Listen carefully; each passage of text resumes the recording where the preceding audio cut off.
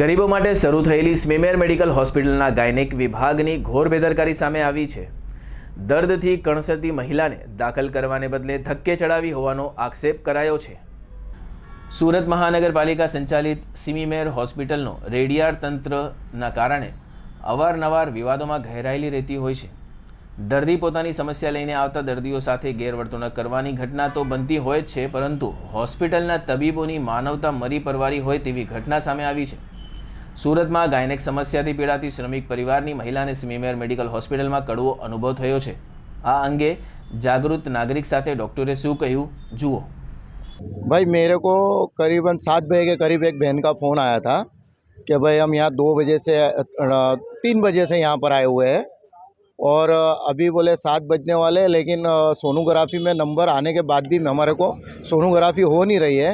बोल रहे हैं कि आ रहे ऐसे करके लेट किया गया है। तो मैंने उनको कहा कि आप मेरी बात करवाओ आरएमओ में। आरएमओ सर से मैंने खुद बात किया, मेरे अपने उनके मोबाइल से लेकर। तो वो मेरे को फिर बताया, मैंने उनको सारी सिचुएशन बताई कि सर ये पिछले 3 घंटे से यहाँ पर परेशान है और हो नहीं रहा है। तो आरएमओ सर ने तसल्ली दी और कहा कि मैं करवा देता हूँ। उसके बाद उनका सोनोग्राफी हो चुका था।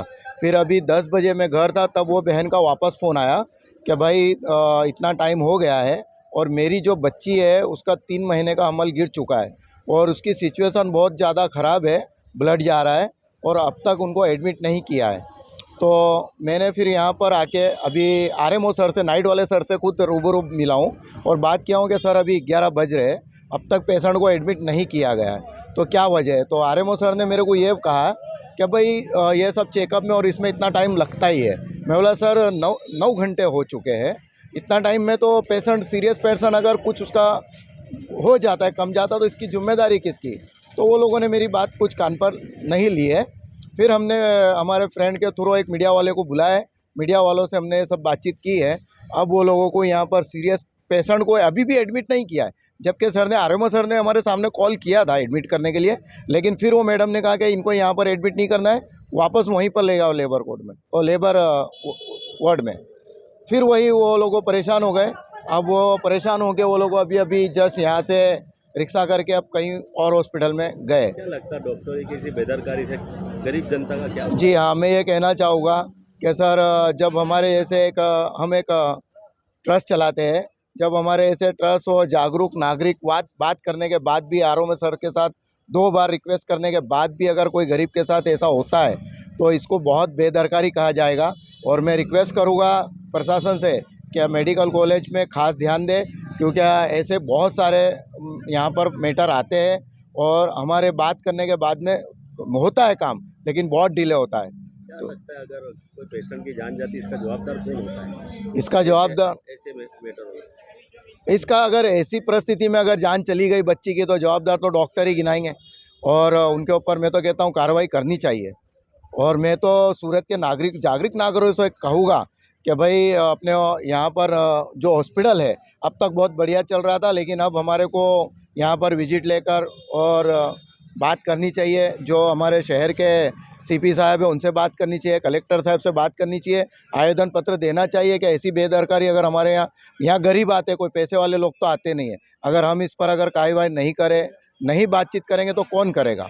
मैं इसलिए मीडिया कर्मी से भी कहूँगा, मीडिया से भी कहूँगा कि प्लीज़ गरीबों की हेल्प करें और कुछ इस बारे में कोई बात करे, कोई तो मीटिंग ले। जब आरएमओ सर हमारी बात कान पर नहीं ले रहे तो हमको अब आगे क्या करना चाहिए। और अभी नाइट के सर, अभी मैं 11 बज रहे, राइट, आप देख सकोगे टाइम 11 बज रहे। और आप ही सोचिए, किसी के, मैंने आरएमओ सर को कहा कि सर अगर आपके घर का कोई पेशेंट या रिलेटिव या कोई जान पहचान वाला सुबह दोपहर 3 बजे से आए और अभी रात को 11 बजे अब तक एडमिट नहीं हुआ है, बस पेशेंट को लेकर घूम रहे, तो आप क्या करोगे। तो उनका रिप्लाई बड़ी शांति के साथ यही था कि सर हमारी जो कामगिरी है, प्रोसेस है, वो चल रही है और हमारा जो सिस्टम है हम उसी हिसाब से काम करते हैं। तो सरकार को कहूँगा, मेरा भारत महान, जय हिंद, जय भारत। मेरी बहू को अचानक 3 महीने का हमल था, तो अचानक खून छूट गया, तो मैं यहाँ मेडिकल कॉलेज आई। यहाँ पे केस उस काट के 3 बजे से लाइन में थी, इधर उधर दौड़ाए बहुत, सब सोनोग्राफी, एक्सरे सब करवाए और फिर अभी बोले एडमिट हो जाओ जाके ऊपर जनरल वार्ड में। जनरल वार्ड में गई तो क्या किसने भेजा, यहाँ पे क्यों आए, इतने टाइम को क्यों आए। मैंने कहा कि मैडम मेरे को डिलीवरी वार्ड से भेजे, तो कह के जहाँ से भेजे वहाँ जाओ, ये इसमें तो यहाँ का लिखा ही नहीं है। तो मैंने कहा ठीक है, आप यहाँ मेरे को पेपर वापस दो।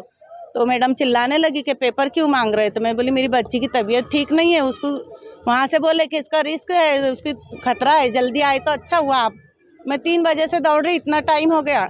सोनोग्राफी में भी वो लोगों ने 3 कलाक अंदर बाहर करे, बच्ची को बाथरूम जाके आओ, बाथरूम जाके आई, फिर केस पेपर लेती हो मैडम, वापस दे देती, दूसरा पेशेंट ले लेती। उनके मन में जो आता वो करते, गरीबों की कोई वैल्यू नहीं है ये दवाखाने में। करने के बाद हुआ आराम से बात करी मैडम, आप आराम से बोलो, देखो मेरे को जो नहीं समझ पड़ता। कौन मैडम मैं थी वो? वो मैडम को मैंने नाम भी पूछा कि आपका नाम बताओ, मैं भाई को फ़ोन करती कोई को। 7 बजे हुई। 7 बजे सोनोग्राफी हुई, 7 बजे के नहीं 8 बजे हुई। बोलना चाहते हो? मैं यही बोलना चाहती हूँ कि मेरे जैसे गरीब लोग यहाँ पे बहुत सब आते। आज तो मैं यहाँ से वापस बच्ची को लेके जा रही हूँ, उन्होंने एडमिट नहीं किए, लेकिन मेरे जैसे और ज़रूरतमंद आए तो कितने परेशान होके डांटते, कोई गुस्सा करते। बड़ी मैडम ने होते हुए भी उन्होंने मुझे बहुत आंखें बताई। के साथ डॉक्टरों ने बेदरकारी की, हाँ, डॉक्टरों काम नहीं किया है। काम नहीं किया, डॉक्टरों ने उनका जो काम है वो नहीं किए। डिलीवरी वार्ड में तो ठीक था, लेकिन इधर उधर सब जगह पे बहुत परेशान किए, और इतने पे भी अभी भी एडमिट नहीं किए।